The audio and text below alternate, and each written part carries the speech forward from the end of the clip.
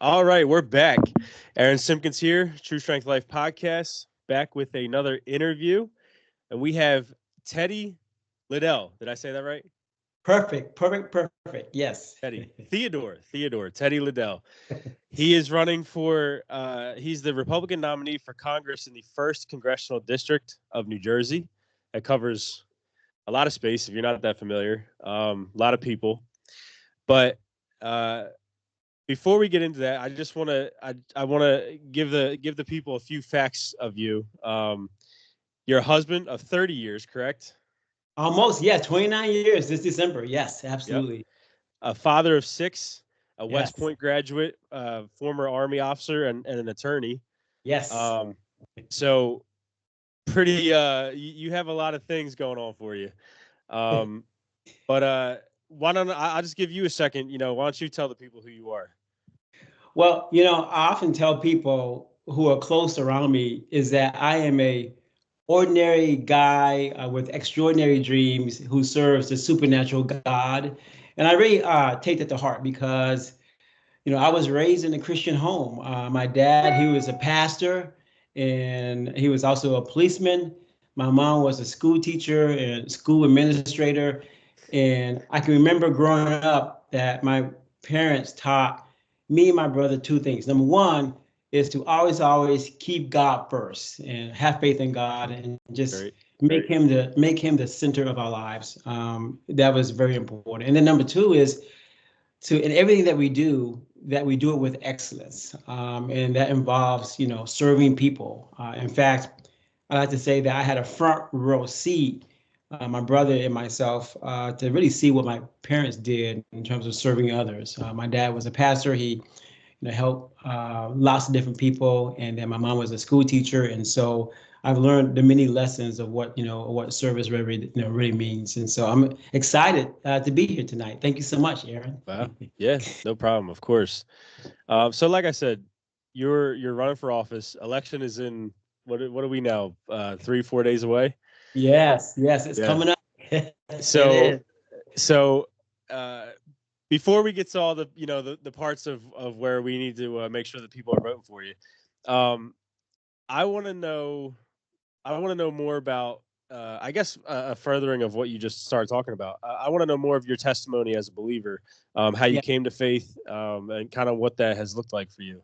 Yeah, so as I said before, I was raised in a Christian home. You might well imagine a very strict home. As I said, my mom was involved with education. Dad was involved with, police work as well as he was a pastor. And Okay. so, you know, we really were raised in a home that taught us to, love the Lord, do right, and to really, get to know Jesus for ourselves. And so for me, it's always been about making sure that my personal relationship with Jesus was number one in my life. And so that has always impacted my decisions, even after I left home. I left home at the ripe old age of 17. And Wow. I got on the airplane in Illinois, Chicago, Illinois area, got on the airplane, flew from Chicago, Illinois to Philadelphia, landed in Philadelphia, my first airplane flight.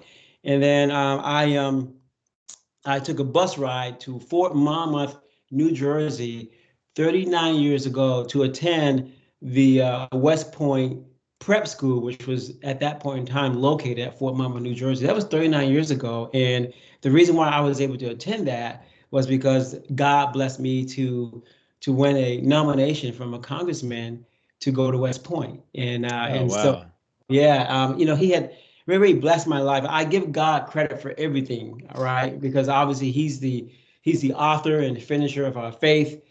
He's the beginning and end. He's the Alpha and the Omega. And you know, everything that we claim that we have really does belong to him. And so that's important to me. And so all my talents, all my skills, all the many blessings that come my way really come from him. And so I just give him all the credit. And so yeah, he did bless me to do really well in high school as a senior.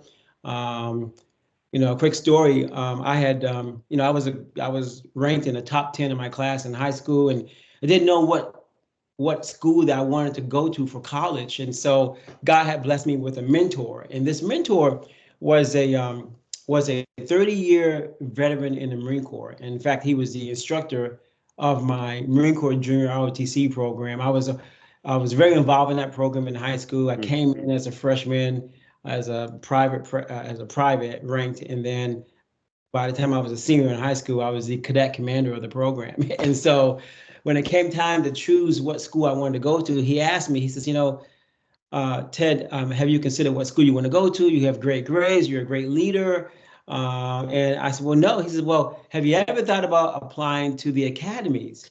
I'm like, well, what's an academy? I had no idea. And so he told me that, obviously the Army has an academy. It's called the United States Military Academy. And then you had the Naval Academy, you had the Air Force Academy. And these were very, very tough schools to get into. You had to have the top-notch grades in high school. You have to be physically fit. You have to have a nomination from a congressman or a congresswoman or a U.S. senator. Oh, wow. A very, very tough process to get accepted and to finally gain interest into West Point, into any academy. And so I applied to the Naval Academy, thinking that I was going to graduate from the Naval Academy after 4 years and become a Marine Corps officer. And, I always think that we always make plans for our lives, right? And if you're a Christian, you submit those plans to God, right? Because he sees the big picture, and he knows, as I said before, he's the beginning and the end, and he knows what's best for me. And so I applied to the Naval Academy with all the things I said, with the good grades and the leadership, potential, and what I've demonstrated. And they told me no. They told me no. Wow. Yeah, no. And Denied. and the reason why is it wasn't because of my grades or my leadership issues or anything with all the tests that we had to go through. The one issue is they said I was colorblind. And they said that because I cannot see certain shades of blue and green and red, they said that's very, very serious, because as an officer in the Navy, if you're on a ship, you really need to be able to see what's red and what's green, because if you say something is green when it's really red, you got a real problem. That's a problem. So yeah. They said, no, you're not going to the Naval Academy. And so, as a young, 16-year-old, I was actually discouraged. I was really discouraged because, as I said before, I listened to, this 30-year retired Marine Corps, sergeant, major, and he was like, well, he encouraged me to apply. And so he comes back to me. He says, well, Teddy, have you ever thought about applying to West Point? And I said, do I have to spend another 2 days filling out the application? Because at that time there was no computers, no cell phones. We actually had to sit down and fill in all the little, I guess the bubbles and just go through the. And I just did not want to do it. I was like, I don't want to do this. I don't want to do it. So wait, how old are you? I am 57 years old. I look young, but I've been blessed. You look like you're like a year older than me. And I'm 33. You are so gracious. You are so gracious. But thank you so much. But yeah, 57 years old. God, he's really, blessed me. He's kept me, young looking. But yeah, and so he encouraged me to apply to West Point. This sergeant major in the Marine Corps, he was retired, and I applied to West Point. And to this day, I credit not only God, but I credit how God used him to kind of direct me to a better path, to God's will for my life. So, I would not be here today, but for, listening to this mentorship that I got from this, Sergeant Major. The reason why I tell that story is because, a lot of times, especially these days, right, we see people in high places like president, vice president, and people who might be CEOs of companies or whatever. And I think what I'm not seeing often, especially in Congress or in the Senate, is I'm not seeing a lot of humble people. In other words, all of us can claim to be certain things. All of us can claim different titles about what we've achieved. But in truth, we are the sum composite of what all the good things that people have implanted within us. And if we lose sight of that one day, it's very easy for us to kind of become very egotistical, Yeah. very conceited, and really to really forget God, right? And that's not where I want to be. And so I'm very, very quick to say, no, it wasn't me that got me here. It was really God and how God used other people to really plant some seeds of excellence in my life, like my parents, like that Sergeant Major who was retired in the Marine Corps, and several other people that I can really point to throughout my career, throughout my whole life, that have had their role, had their place in my life to get me here right now. And so, I can't take any credit other than say, I'm grateful, I'm thankful, and I really do. I want to stay within the will of the Lord and stay humble. So that's important to me. Yeah. So that's my story about high school, and then getting to New Jersey 39 years ago. Wow, I mean, hey, that's Yeah. pretty refreshing because humility is not we'll say it's not super popular within politics. Yeah. So it, it Yeah. it definitely Right. could use some more of that. Yeah. That's good. Yeah. So I'm curious, and again, I'm gonna bring up some touchy stuff. So Yeah. if your game, we'll keep going. I'm If game. if I'm if open. not, whatever. But I really I would respect hearing your thoughts on some of these more uh, uncomfortable topics. Absolutely. So Absolutely. let's let's just bring it out in the air. You're a black guy, Yeah. Yep. and you are conservative. You're a Yep. Christian. Yeah. You're a Republican. Yeah. Have I guess kind of starting at the beginning has politically wise, I don't know if that's a word, but political wise, have Uh-huh. you always been in a conservative upbringing? Like your parents and all, have they always been conservative? I would say probably not, probably not. But I got to tell you this, you know, my brother and I didn't talk about politics with my mother or my father. Like we never really knew how they voted. Um, Okay. we never. I mean, I don't think there was really any interest in politics. I think at that time, I can tell you this though. Above all else, I love the Lord. I love the Lord, and I really want to please Jesus. I really want to serve the Lord, and I believe that God intends and He purposes His children to be everywhere throughout society, and I think that He wants us to be ambassadors for Jesus Christ. So what I say is this: win or lose, right? My main goal is not so much winning or losing, although I really want to win. Okay, don't get me wrong. But I think above that is how I run my race. And Yep. also, are there any opportunities? Are there any divine opportunities that God could kind of bless me with where I can encourage people and maybe witness to them about Jesus Christ. And so I think for me, I think when anyone steps up to run a campaign at this level, you have a platform, and I think it takes a very mature person to realize that A, yeah, you have a platform, and B, you really need to think about how you want to portray Jesus, doing that role. And so for me, the first goal throughout this whole campaign since I announced this past January was how am I presenting myself to the world Yep.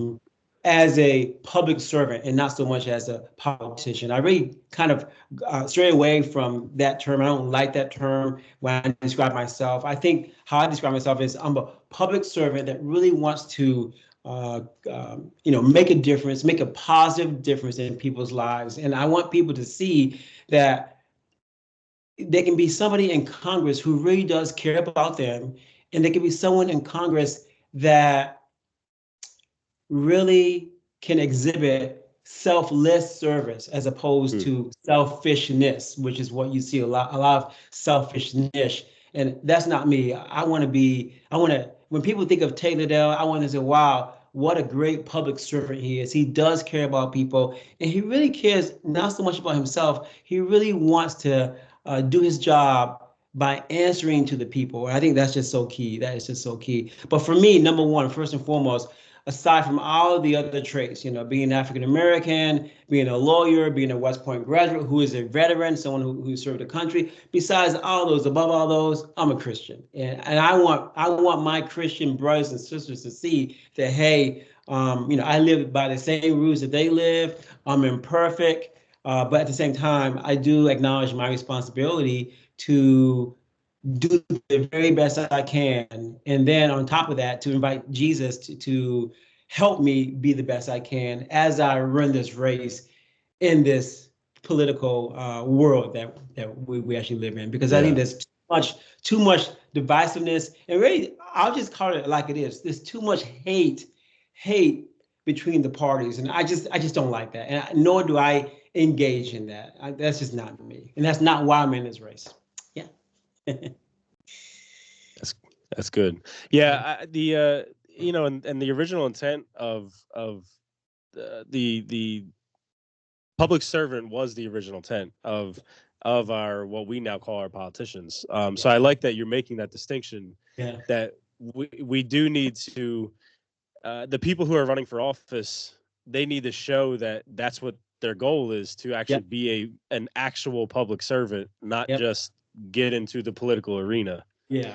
And I like that, because that, being aware of that and saying that already shows that you do actually have a level of humility that a lot of people going into that, don't even have that to begin with. Yeah, that's right. That's one thing I was going to say, one thing I tell everybody almost every day is that I would rather lose right than win wrong.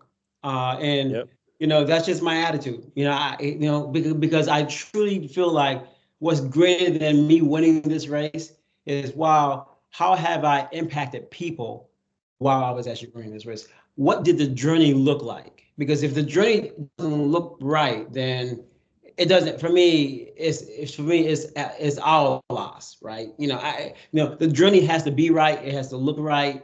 I have to do right, and then we're okay. But if it's not there, then I'd rather not even take the position. So I'd rather lose being right than win being wrong. That's me. Absolutely. That's refreshing to hear. But with that though, I'm curious. Have you had that discussion? Have you brought up that with say somebody who is currently or has been in politics, as a politician, as an elected official? Have you had that conversation with them, and then they come back with you like, oh, you're coming in all roses and everything is rainbows and roses, and you think it's going to be all great, but it's really not like that once you get into it.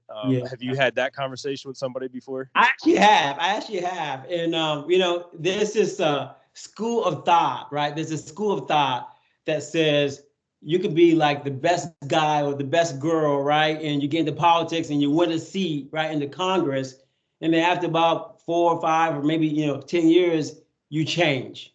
And you change your whole personality, you change your whole values, you become this totally different person. And I actually had to stop somebody when they were kind of sharing me this school of thought. I said, no, I said, time out. I said, first of all, if you're a Christian, you shouldn't be changing. Because if you're a Christian, number one, you should be, praying every day, seeking the Lord. You should be, maintaining that closeness, as I said before earlier in our discussion, is that what's most important above all is that relationship that you have with Jesus. That has to be in place first, right? Number one. Number two is you should be surrounding yourself with people also who are like-minded, right? And who are also going to want to pursue Jesus as you do, but also will kind of hold you accountable to as well. So what I'm saying is that I don't believe in this school of thought that says you can be a great person and then you get into politics and you totally change. You know what? I actually feel it's more of the opposite, that the people who come into politics, maybe we didn't know it or see it at the time, but maybe there was something in their life that just wasn't taken care of, or maybe was unresolved, or they were still struggling with. And I think that the microscope of politics highlights that. And then boom, you have these, explosions and issues, and all the drama, and so for me, I think that's a better explanation as to why we think people changed. But I think all along, maybe there was something there and that they just didn't handle. Why the other thing that I'm running against, and this is actually another reason why I'm running, is because I have this kind of frustration with politics. You've heard the news about corruption in politics. The recent Always. news, yeah, we've heard about the New York City mayor, Adams, that's happening there, and then we heard about what's happening in North Jersey with the senator having gold bars in his home. My comment about that is that if you're at that point, you've lost your way a long time ago. You know what I'm saying? Like you've lost your way a long time ago. I mean, and I say shame, shame, shame. And then you have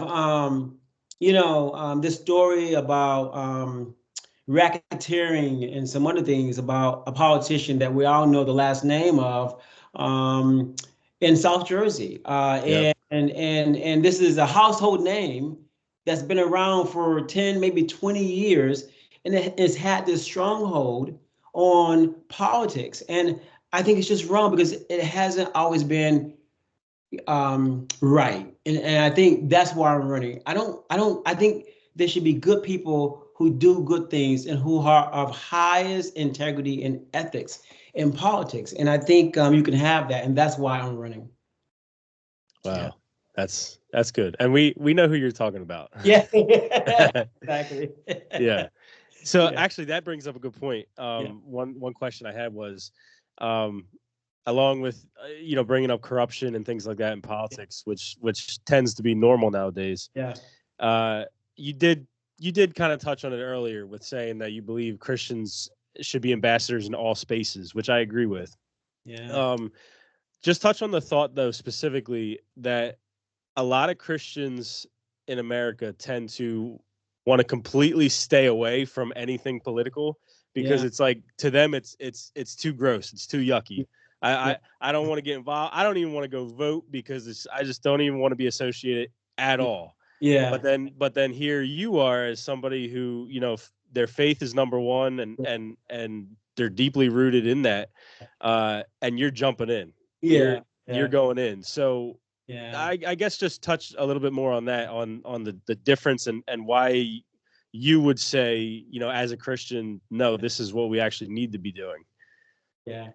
Well, I think first and foremost, I would like to say that all of us are imperfect, right? I mean, there's not one of us that's a perfect human being. So that's very important to kind of highlight. Secondly, I say that when you have a person who has committed his life or her life to be submitted to Jesus and submitted to the Lord, then I think that person can become much more trustworthy. And so I think that's important. So I'm here to tell everybody that that's me. I'm a person who is really committed to doing the right thing, and really committed to making sure that my life lines up with what the Word of God says. And I think that's important. I think a lot of people think about a lot of things when it comes to politicians. And I also believe this, that people have put this idea of being loyal to our country even higher than being loyal to God. You know what I'm saying? And I feel like that's not the way it should be. Like, so when Jesus comes, right? All of our countries as we see them now, they're gonna just be gone, right? Because the real kingdom is the kingdom of God. And so I just feel like that we have a lot of loyalty to America, and I just feel like that loyalty, and a lot of times kind of supersedes the loyalty that we have to our God. And I think when it gets that high, when we do that, we forget about loving people. We forget about, doing the right thing. We tend to be very critical, maybe even hateful in our words. And that's what we see is going on right now. I mean, when you can see people like President Trump, getting shot at, right? That's sad. And that could happen to anybody on either side of the aisle. It's just horrible. It's horrible. Yeah. I just feel like that it should never be that way. And that's why, we have to be careful. We have to watch ourselves and not get ensnared into this kind of, passion about loving our country. I love my country because I serve I serve my country. So I'm a veteran. But I also know where to place my passions. And I think first and foremost, that is, loving the Lord. And I think that's very, very key. The reason why that's important is because of values, right? Yeah. Some things that I'm seeing, I don't know if they really line up with what the word of the Lord says, right? And so, for instance, the issue of abortion. I mean, that's a huge issue that's being talked about. What about the issue of gender ideology in our schools? What do we do with that? We have small kids. As you know, I have 6 beautiful children. The oldest is 27. The youngest is actually 9. But I have a child in every level of school. I have a child in elementary school. I have a child in middle school. I have a child in high school. And so here, as a parent, and my wife also as a parent, we're kind of struggling with, okay, so how do we handle not having the authority to kind of sit down with our own kids to kind of talk about these very important issues before someone else does? To me, that's just not fair. So there are a lot of issues that we're concerned about. And so that's why I'm running. Yeah, absolutely. That's good. So I'll push you a little bit on it because you brought it up. Yeah, go ahead. What is your stance on abortion? Because we're obviously coming from a Christian standpoint. It's no secret. I'm a Christian. It's a Christian show. Yep. You are obviously a Christian. Most of my listeners are probably Christians. And that is one of the main, if not the main, issue for Christians. So what is your stance on that? So my stance is that I stand for life. As I said before, I have 6 wonderful, beautiful children. I would not be the same. I would not be who I am, the same person as I am today without those children being in my life. But I think it's more than that. So let me just say this. I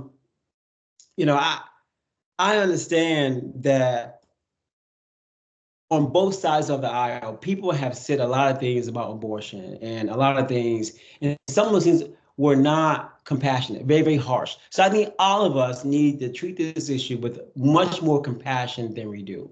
Number one. Number two is, I believe that we should have fewer abortions as opposed to more, right? If you go back to when Roe v. Wade was first passed years ago, since then there's been over 66 million abortions done, which is horrible, right? So, and when we talk about the exceptions, right?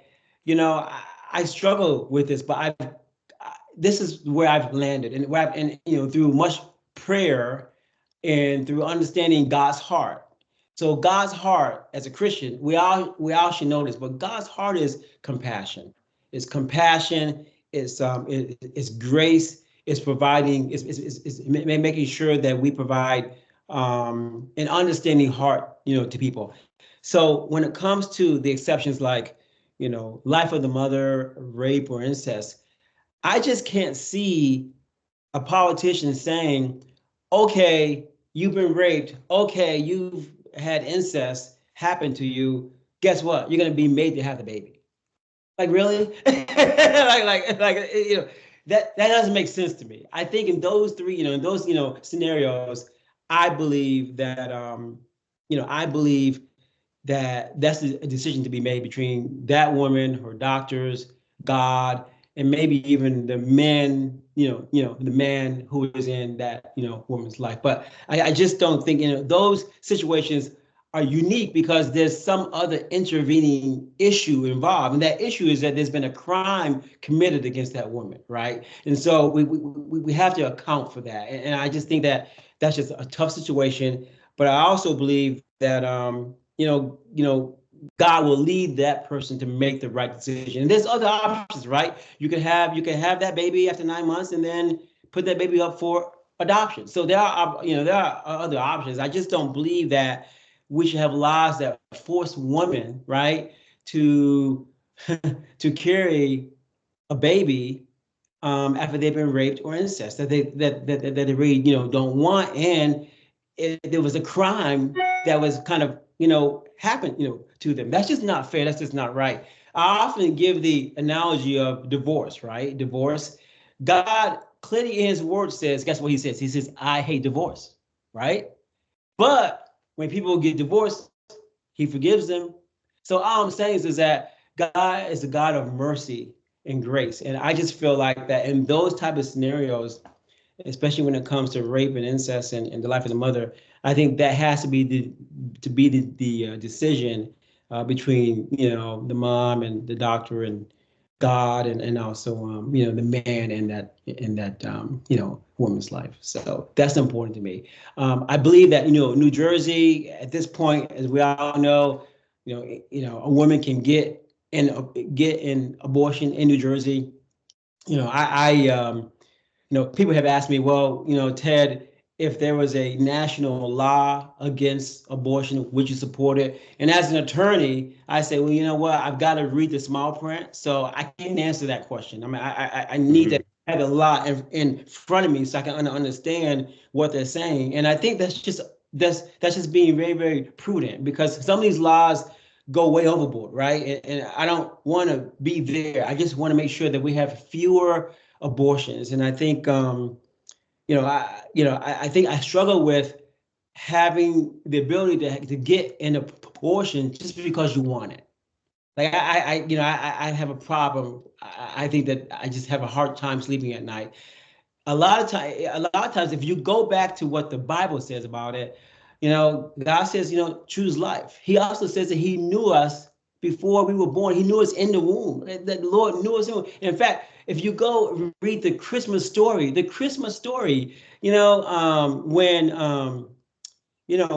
Mary meets with Elizabeth, Yeah. guess which baby jumped in the room? John the Baptist jumped in Elizabeth's womb when Elizabeth was talking to Mary, and then Jesus was in Mary's womb. The point I'm trying to say is that to say that there's no life in the womb, the Bible portrays it. Even in that one story alone, the Bible is portraying to the whole world. Say, look, you know what? There's life in the womb. Look here, John the Baptist jumped in the room. There's life in the womb. So I don't want to argue that, but I think no matter what we think about whether or not if it's a infant upon conception or not, I think ultimately it's a baby. We're having a baby if you're a woman who is pregnant, and I think that people just need to recognize that. But ultimately, I support the exceptions. I think we should have fewer abortions, and I will be a voice for the unborn. I really will be, and I can't change that. That's just who I am. Yeah. So here, okay. So here we run into our first moment of conflict. Yeah. I definitely am more. I'm definitely along the lines of, I guess, what is called an abolitionist. Yeah. I don't believe in the exceptions. I definitely believe conception, baby, doesn't matter. Any form of killing that child at any point Yeah. is a devaluing of that person. Yeah. For any reason. Yeah. I don't believe that in a case, we'll say the exceptions, Yeah. rape, incest, things like that, a crime Yeah. happening. Yeah. In that crime, I don't see it as okay to punish the innocent party, Yeah. which is the baby. Yeah. So I bring that up to, I guess, as a curious of what you're going to say to the people listening to you say that, Uh-huh. because on one hand, they hear you say, I'm going to be a voice for life. I'm going to be a voice for the innocent, for the unborn. Yeah. But then they also hear you say, but at some points I'm okay with ending their life. Yeah. So how would you discuss that, with them or with me? Because I'm one of those. Yeah. Yeah. So I kind of alluded to this earlier. And the answer is this: we are imperfect people trying to make a perfect rule. And you know what? It's just not going to happen, right? This is a very imperfect world. Ever since, Adam and Eve, right, made that original sin, this world became imperfect, right? And so, while the ideal, right, is to, stop and have a law that says no more adults, stop, no more killing of babies in the womb. While that's ideal, it goes back to what I said earlier. There's been 66 million abortions in this country, right? Ever since the passage of Roe versus Wade. My answer to you is we got to start somewhere, right? And for me, I think number one, just like our God has mercy upon us, when He clearly tells all of us that divorce is a sin and He hates it, He still has forgiven us. Just like our God has forgiven, people who are in that type of situation. I think that in this scenario, when it's not even the woman's fault, right? Where there's a crime, which is kind of like this extra kind of scenario. It's not just the woman just getting the procedure done just because. No, here, in these episodes, incest or rape, you're having this outside kind of circumstance that happened to her. You know what? I think in that case, it's a decision between herself, her God, her doctor, and the man that she truly does love in her life, if there is one. And I believe that in those scenarios, I'm not saying that baby is going to die, because who knows, God might change that woman's heart and says, you know what, have the baby. And that has happened. That has happened before, where they go on with the pregnancy and the baby is put up for adoption. It has happened where they actually keep the baby. So what I'm saying is we as humans have to realize, number one, all of us are imperfect, right? And number two, are we really being, I know we've been trying to be idealistic in that, this is where we want to be, but look at us, look at what we've done so far. 66 million babies gone. And so my thing is, let's just bring down the numbers, right? And the way to do that is, yeah, I understand why a woman would not want to have her baby if she got raped or incest. That to me is reasonable, it's understandable, and it's fair. It may not be fair to the unborn, but it certainly is fair to the woman. And I think it's unfair for any congressperson to demand that woman haven't had the baby when a crime has been put on her. That's just not fair to me. It's just not. I can't see myself sleeping at night thinking that that's okay. It's just not. I think that she should make that decision. That's what I'm saying. In those scenarios, rape, incest, or life of the mother. And keep in mind, that decision may not always be an abortion. So I'm not saying that. I'm not saying that. So that's important. But what I don't like and what I disagree with the ability to get an abortion just because you want one. And convenience. I think that's a problem. That's a big problem, because, and oftentimes, sometimes we bring up, okay, well, 7th, 8th, 9th month, but you know what? Let's just say that doesn't happen a lot in the 7th, 8th, 9th month. But what about the 6th month? It's still a baby. The 5th month, it's still a baby. So all I'm saying is that, I think we should have fewer of those events, and in the events where there's been a crime committed. I think we have to allow that woman to really, really hear from the Lord herself. I think that's just important. All of us have to hear from our God ourselves, right? We can't get to heaven through our parents or through a friend or through a mentor. We have to hear from God ourselves. And I think that's important. And again, we're imperfect people trying to enact a perfect law. It's just not going to work. It's not going to work. It really isn't. Yeah, so that's how I feel about it. Hopefully I was able to answer your question. I mean, but at least, do you understand more about where I'm coming from, really? Yeah, no, I understand where you're coming from. I still disagree. But I understand.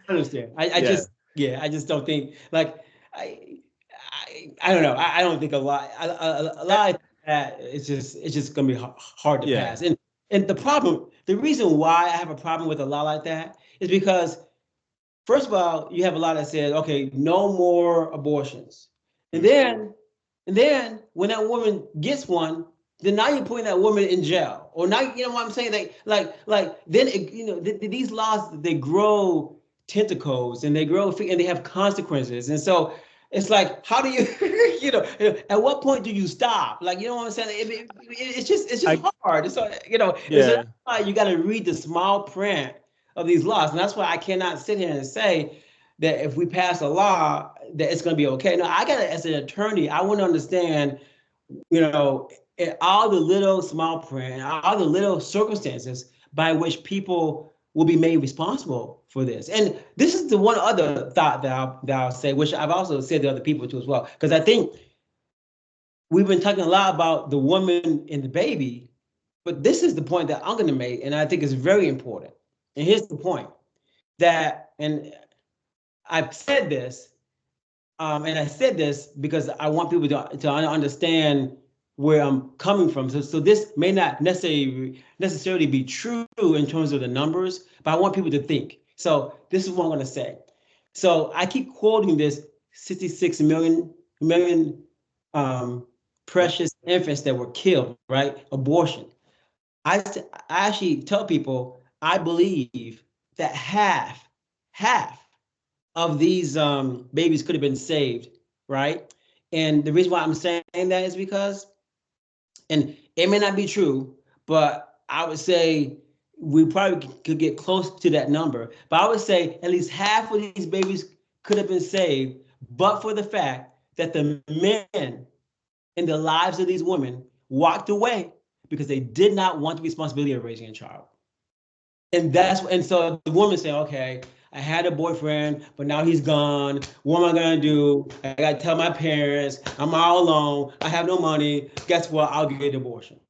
Wrong on the men's part. So what I'm saying to you is that I can probably venture to say that half of these abortions that we're talking about are happening because the men in the women's lives have walked away. And so I don't think this is just a woman problem. I think this is a man problem too as well. And I hold men responsible. If you're a Christian man, well, number one, if you're a Christian man, you shouldn't be having intercourse before marriage anyway. So that's number one. But let's say you did that, and then you choose to walk away. Shame. You know what? I got no respect for you. That's where I am. I just got no respect for you because I think that's just wrong. The Bible says, a man is worse than an infidel if he doesn't take care of his own family. And so I just think that that's just wrong. But anyway, I'll stop there. As you can see, I'm very passionate about this issue, but I think it's not enough to just talk about women and the babies that they have on the inside. We need to talk about the role of the men in their lives. And I guarantee you, if someone will actually go and actually fact check me, they find that number probably very close to about 33 million, of these babies that were killed was because of the fact that the men in these women's lives left. And that's sad to say, but I bet you it's true. I bet you that is a true statement. I do believe that that's true. We have a boy problem. We have a men are staying boys way too long. Yeah. I agree with you there. Yeah. So this is an interesting question. How long actively have you been campaigning? Ever since January. One thing that you should know is, although this is my first time that I'm running for Congress, I also ran for Assembly for New Jersey in 2013. I ran also for Camden County Commissioner a couple of times, 2014, 2015 as well. So okay. I've had my chance to run a race. I haven't won, but I had my chance to run. But this is the first time of me running for Congress. And I want people to know that I'm running against Donald Norcross, and he has been in office for 10 years. That's actually 5 two-year terms. And the question I ask people is, are you better off today than 10 years ago, which is when he was first allowed to go to Congress? And, No, this because before that it was Rob Andrews forever. yeah, exactly right. And he left because of, Yep. corruption. So it's just a mess. It really is. Yeah. Yeah. Yeah. So with this campaigning, and you even have other experience with campaigning I wasn't aware of. What has been, would you say, the biggest positives and negatives of campaigning?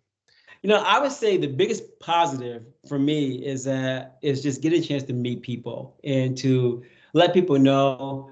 You definitely come across as a people person. Well, I appreciate that. Yeah, I love people, and let people know, look, I'm an ordinary guy with extraordinary dreams, and I serve an extraordinary God. Now, I believe that people ought to be chasing their dreams.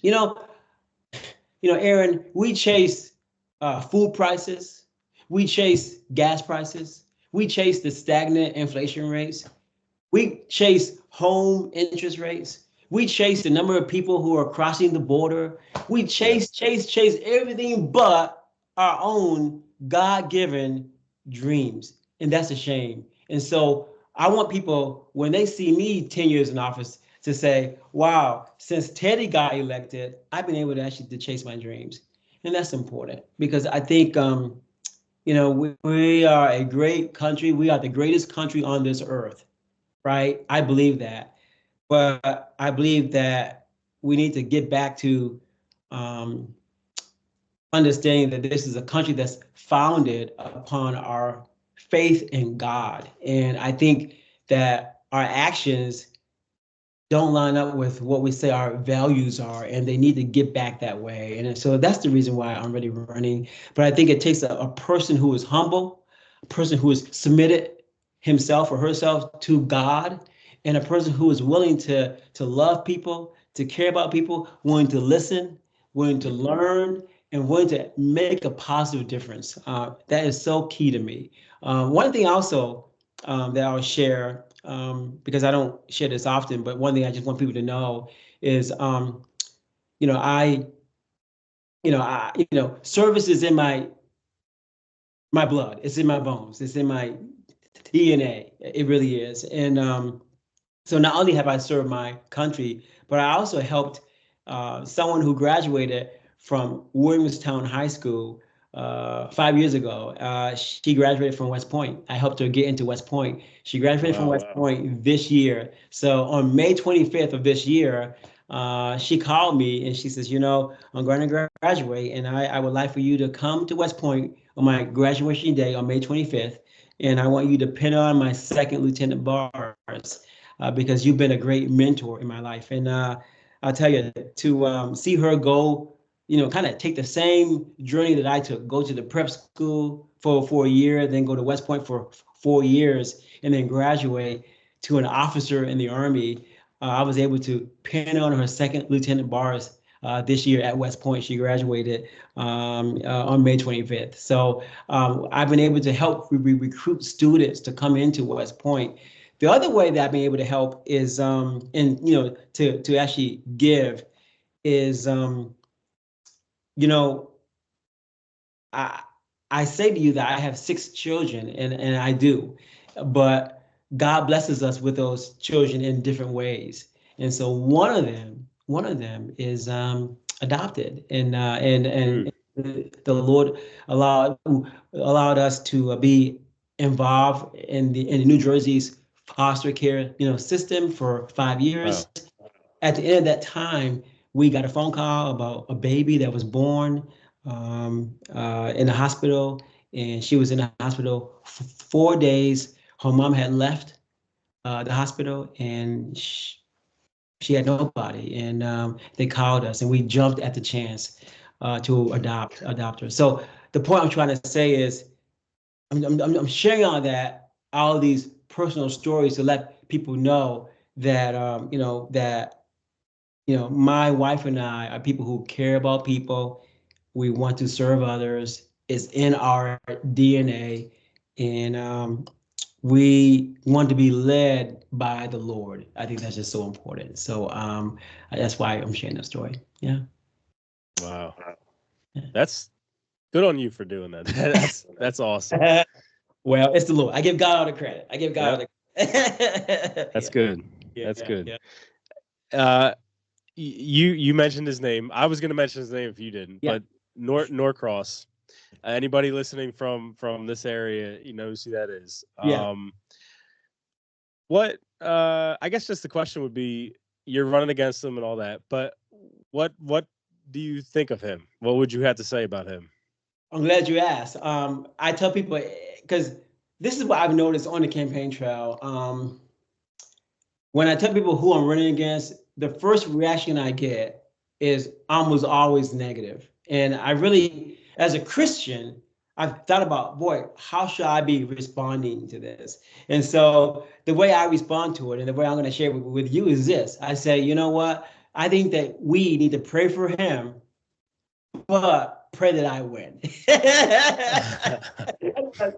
And the reason why I'm saying this is because look,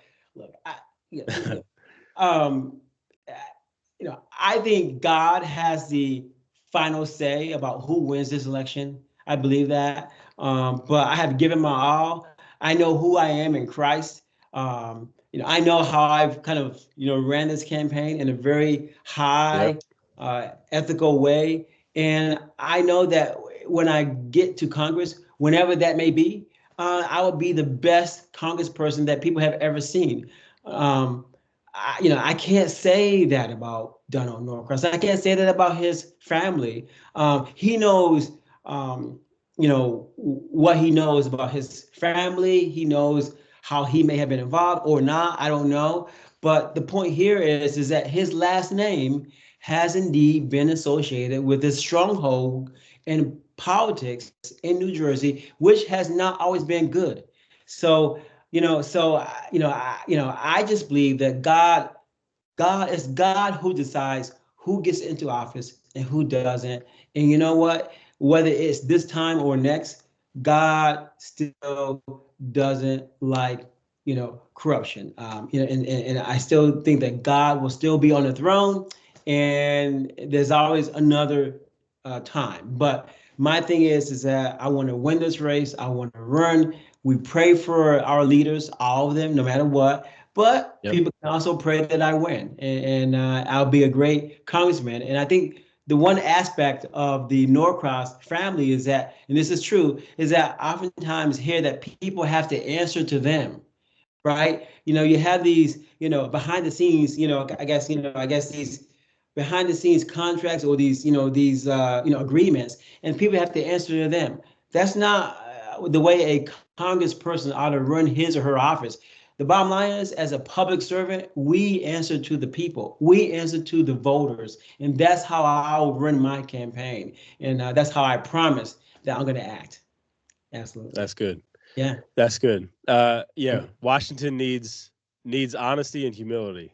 Mm-hmm. And I've noticed that as a through line in everything that you've said so far. Absolutely. Yes. What just for the more of the nerds in the audience, what would be like for again local people that live in this area, what would be a specific policy that you want to see implemented, that you would try to push for? This is what I'll say is that we've had a lot of struggle, all of us, right, with being able to pay for things that are just very important things like food and gas and rent. There are people, young people, that can't even buy their first home, right? Because it's just so high, and they can't even rent an apartment, for that meeting, for that way. So I believe, that my first thing would do is what can I do to lower this economic impact that we're having? So I create policies that would find ways to lower the interest rates, find ways to help people to purchase, new homes, especially young people, find ways to help senior, citizens, not have to pay, so many taxes on their home. Like, it's just crazy. The taxes that we pay here in New Jersey are one of the highest in the country, and Yep. it's just there's a reason why a lot of people are leaving New Jersey, because of the fact that they just can't afford to live here, and that should not be. And so I feel like that any policies that I create will be seeking to help reduce this burden that people have in terms of economics. I think it's just a shame. It really is. Would you say a focus would be individual economic empowerment? Yes, it would be that. It would be making sure I help out, small, small companies. It would be making sure that I can, like, for those who work at, restaurants, if they get a tip, don't tax the tip. Let them have the whole entire tip. I would take away taxes on, Social Security. I would make sure that people are not burdened by these extra fees, extra taxes. It's just so hard. On top of that, I'd make sure that there's a tax break, that we all get a tax break. And I just think it's just hard, but we can do it. We can do it. And I think that we're owed it. I think the voters are owed it. We have inflation has not kept up with our wages. Like, inflation is way up here, and it's just crazy, right? It's just not right, and that's just not fair to expect for us to continue paying these prices at this pay. There's a big gap there, and it's wrong, and I intend to fix that. That's the first thing they're going to fix. The second thing is the border, right? And we haven't kind of discussed that earlier, but I will say this. I do not like how politicians on both sides of the aisle talk about undocumented immigrants that cross the border. I don't like how they talk about other people. All right. So I think first and foremost, we as Christians need to be very compassionate, right? Very compassionate in how we speak about other fellow human beings. That's very Image bearers. Very, very important. Number two is the system is broken, right?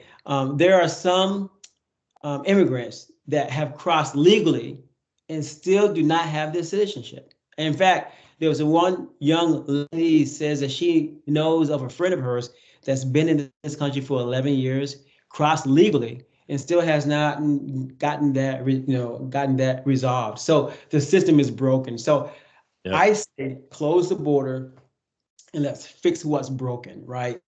Look, I'm not against being compassionate and helping out those who cross into the United States. But the issue I have is that they should never cross illegally, right? Because what that does is that just kind of creates this cascade of different causes that we as Americans have to deal with, right? When they cross over illegally, what happens is that now, we have to figure out who's going to be paying for clothing and feeding and housing and healthcare. It's just hard, and we have limited resources. I think the better way is cross over legally and then create programs that can help folks who cross. Now, the other issue is, not everybody who crosses over has a criminal intent. But the truth is that we don't know, right? Number one, and number two is that it could be a few people, but we also do know that there's been some crimes committed, that people have actually been killed by some folks who have crossed over. Not all of them, but some. And so there's a real concern that people have, and I don't think it's fair to be compassionate and then throw away being lawful and orderly and justice. Like, you got to have both. It has to be a balance. So I think politicians these days, they either take one side or the other, and that's wrong. I think you can be compassionate, but you can also show justice, and that's what we need. We need people in Congress who can find solutions that meet both goals, compassionate and justice, and that's what I'll do when I get into Congress. That's good. That's good. Yeah, I see it. I see part of the border problem as our own home is in disarray. Yeah. But yet we just keep freely letting people come in any type of way they want. Yeah. and it keeps letting our own home get worse and worse and worse. And Yeah. it's going to get to a point where it's so chaotic and so far that it's not going to be able to be fixed. Yeah. You're right. You're right. And that's why there has to be a point where there is a stop Yeah. and we get our own home in order, Yeah. and then we can actually be more of a help to people wanting to come because we're good on our end. Yeah, absolutely right. Absolutely right. And you know what?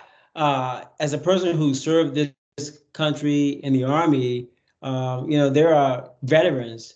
On any given day, there's 100,000 veterans who are homeless. Like, what are we doing with them? But yet, we're taking our tax dollars to pay for people who have crossed the border illegally. Now, I'm not saying that we should not help them in some way, but I do think that we should put them on a path to cross the border legally.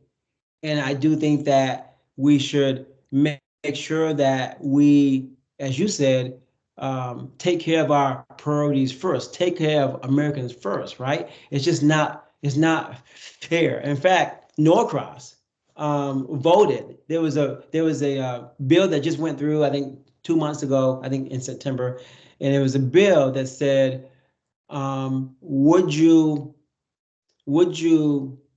return undocumented immigrants to their country of origin if they committed a sexual assault against a woman? Would you return them, or would you deny entry to the United States to them? Would you not allow them to come in, or would you return them? Norcross voted no to that bill, which is sad because for a congressperson who is, pro-abortion and says he's pro-woman, and then decides to vote no in this instance, that's not a pro-woman vote. A woman gets sexually assaulted, and you're saying, no, I don't want to send that undocumented immigrant back. I think there's a problem with that. You know what I'm saying? So this is what I'm saying. Politics is very, you have to think through. And there are questions that are being posed to Congress people. Should we allow undocumented immigrants to vote? Should we allow them to have guns? Should we allow them to drive a car, have a driver's license? All of these questions. It's a problem. It's a problem. And we simply can't have people in Congress that are voting against the safety and welfare of Americans. And I think that was a wrong vote. I would have definitely voted yes, they should definitely be returned back to the country or denied entry into the United States to begin with. Yeah, absolutely. I would have not voted the way he voted. I agree. So we're gonna kind of start wrapping up, but I want to give the people like your elevator pitch for why they need to vote for you in, what is it, 4 days. Wow. November 5th. Yeah.